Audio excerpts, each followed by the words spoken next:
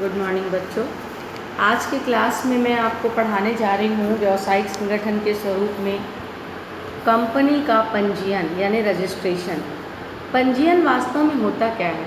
पंजीयन आपने देखा, साझेदारी में पंजीयन कराना ऐच्छिक है, लेकिन कंपनी इनको हर हालत में पंजीयन कराना ही पड़ता है। पंजीयन का वास्तव में मतलब होता क्या है? रजिस्ट्रेशन का मतलब होता है कंपनी का अपना एक पंजीयन कार्यालय होता है, वहाँ पर जाना और कंपनी का नाम वहाँ के रजिस्टर में दर्ज कराना। इसी प्रक्रिया को बोलते हैं कंपनी का समामेलन या पंजीयन। फिर से सुनेंगे, कंपनी का एक रजिस्टर्ड कार्यालय होता है, वहाँ पर जाना और अपनी कंपनी का नाम वहाँ पर दर्ज कराना। इसी को हम बोलते हैं कंपनी का समामेलन या पंजीयन। तो बहुत आसानी से मैंने कह दिया कि कंपनी के कार्यालय में जाना और अपने कंपनी का नाम वहाँ पर दर्ज कराना, ये पंजीयन है। लेकिन पंजीयन की प्रक्रिया इतनी आसान नहीं है।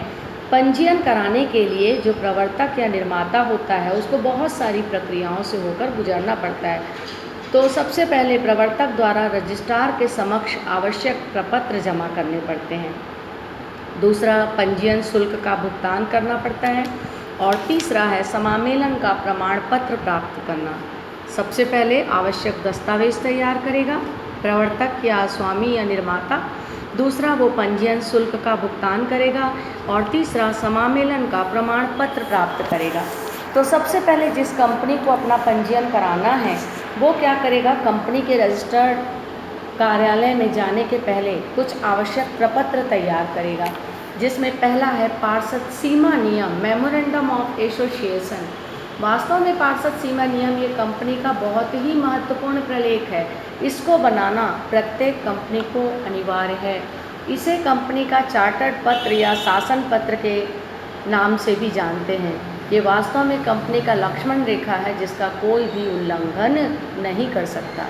सार्वजनिक कंपनी की दशा में कम से कम 7 और निजी कंपनी के दशा में कम से कम 2 व्यक्तियों का इन पर हस्ताक्षर होना अनिवार्य है। तो पहला प्रलेख तैयार करना पड़ेगा पार्षद सीमा नियम। दूसरा है पार्षद अंतर नियम, आर्टिकल ऑफ एसोसिएशन। ये वास्तव में कंपनी का दूसरा महत्वपूर्ण प्रलेख है।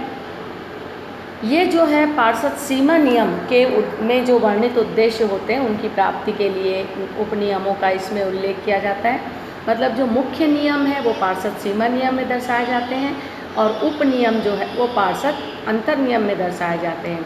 मतलब कंपनी की आंतरिक व्यवस्था से संबंधित नियम का उल्लेख अंतर नियम में किया जाता है। कंपनी का सुचारू रूप से संचालन करने के लिए ये नियम सहायक होते हैं। तो ये मैंने बताया 2 प्रलेख, पहला पार्षद सीमा नियम और दूसरा पार्षद अंतर नियम। तीसरा जो है संचालकों की सूची। इस सूची में उन व्यक्तियों का नाम होता है, नाम और पते दर्शाए जाते हैं जो कि कंपनी के प्रथम संचालक बनने के लिए तैयार हैं, अर्थात जिन्होंने शुरू में कंपनी में पूंजी लगाई है और जो कंपनी में संचालक बनने की अनुमति देते हैं, उनकी सूची तैयार की जाती है। तो 3 प्रलेख बताया मैंने, पहले पार्षद सीमा नियम, दूसरा पार्षद अंतर नियम, तीसरा संचालकों की सूची। इसके बाद संचालकों की लिखित सहमति। जो भी संचालकों के नाम और पता हमने उस सूची में दर्शाया है उनकी लिखित सहमति जो है होना चाहिए। पार्षद अंतर नियम के अंतर्गत उनके लिखित में हस्ताक्षर होना अनिवार्य है। अगला है कंपनी के रजिस्टर्ड कार्यालय की सूचना। कंपनी के रजिस्ट्रार ऑफिस में किस जगह पर कंपनी आपकी स्थित होगी इसका एड्रेस देना भी जरूरी है और कंपनी के रजिस्टर्ड कार्यालय का पता समामेलन के 28 दिन के भीतर ही भेज देना चाहिए। नेक्स्ट है वैधानिक घोषणा। कंपनी के रजिस्ट्रार में इस बात की भी घोषणा करनी पड़ती है कि हमने कंपनी को प्रारंभ करने संबंधी समस्त प्रक्रियाओं को पूरा कर लिया है। तो इसके निर्माण के लिए सुप्रीम कोर्ट के, हाई कोर्ट के एडवोकेट, चार्टर्ड अकाउंटेंट, अंतर नियम में उल्लेखित कंपनी के संचालक, सचिव, कोषाध्यक्ष, प्रबंधक को इस आशय का एक लिखित घोषणा पत्र भी जमा करना पड़ता है कि हमने कंपनी के रजिस्टर्ड संबंधी पूरी कार्यवाही को पूरा कर लिया है और हम इसको फाइल कर देंगे।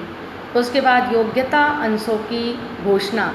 संचालकों को इस बात की भी घोषणा करनी पड़ती है कि उन्होंने अपने योग्यता अंशों को अपने नाम से रजिस्टर्ड करा लिया है। प्रविवरण मतलब एक जो पब्लिक कंपनी होती, प्रविवरण के बारे में मैं डिटेल में आगे पढ़ाऊँगी, एक पब्लिक कंपनी को प्रविवरण और स्थानापन्न प्रविवरण भी रजिस्टर्ड कार्यालय में जमा करना पड़ता है। और उसके बाद शुल्क का भुगतान, ये सारे आवश्यक प्रलेख जमा करने के पश्चात जो भी पंजीयन से संबंधित शुल्क रजिस्टर्ड कार्यालय के द्वारा मांगी जाती है, वो शुल्क भी जो है वहाँ पर धारा 2014 के अंतर्गत जमा करनी पड़ती है। तो बच्चों, मैंने ये बताया कि कंपनी का यदि हमें पंजीयन कराना है तो सबसे पहले हमें आवश्यक प्रपत्र जमा करना पड़ेगा। तो आवश्यक प्रपत्र में पार्षद सीमा नियम, पार्षद अंतर नियम, संचालकों की सूची, संचालकों की लिखित सहमति, कंपनी के रजिस्टर्ड कार्यालय की सूचना, वैधानिक घोषणा, योग्यतांशों की घोषणा, प्रविवरण और शुल्क का भुगतान। इसके बाद मेन दूसरी प्रक्रिया होती है समामेलन का प्रमाण पत्र। उपर्युक्त प्रलेखों को जमा करने और शुल्क जमा करने के पश्चात कंपनी के रजिस्टर्ड कार्यालय के द्वारा पूरे कंपनी के आवश्यक दस्तावेजों की जांच की जाती है और जांच करने के बाद रजिस्टर्ड कार्यालय को ऐसा लगता है कि कंपनी के निर्माण संबंधी सारी औपचारिकताएं पूर्ण कर ली गई है, तो ऐसी स्थिति में, और सारी बातें सत्य हैं, तो ऐसी स्थिति में वो कंपनी का नाम अपने रजिस्टर्ड में दर्ज कर देते हैं और इस बात का प्रमाण पत्र दे देते हैं कि आप जो है व्यापार आपके कंपनी का नाम रजिस्टर में दर्ज कर लिया गया है। तो इस तरीके से ये जो है कंपनी को, जो पंजीयक कार्यालय होते हैं, वो समामेलन का प्रमाण पत्र दे देते हैं। तो बच्चों, आज मैंने पढ़ाया कंपनी का समामेलन का आशय और साथ ही साथ समामेलन कैसे कराया जाता है पंजीयन, उसकी विधि। Thank you.